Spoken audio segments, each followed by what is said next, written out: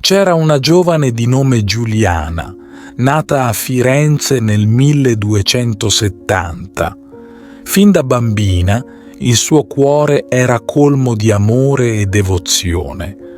Un giorno, ascoltando le parole di un predicatore, sentì una chiamata profonda nel suo cuore.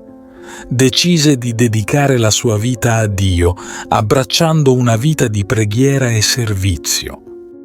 Giuliana passava ore inginocchiata in preghiera davanti all'altare della Vergine Maria, in una chiesa tranquilla e piena di candele. Ogni volta che pregava, sentiva una luce calda avvolgerla, riempiendola di speranza e pace. Un giorno i frati la accolsero nella loro comunità. La cerimonia fu solenne, con Giuliana che ricevette l'abito sacro. Il suo volto risplendeva di gioia e serenità, mentre attorno a lei i frati e le suore pregavano. Giuliana diventò una guida per altre giovani donne, conducendole in preghiere e canti di lode.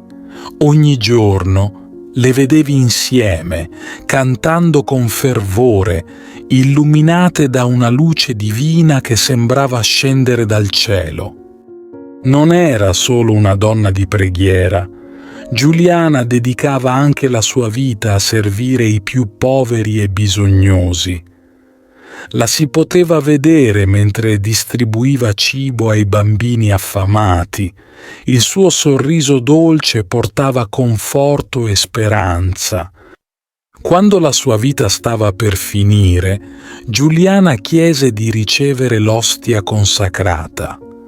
Anche nel suo ultimo momento, il suo volto era sereno e pieno di gioia.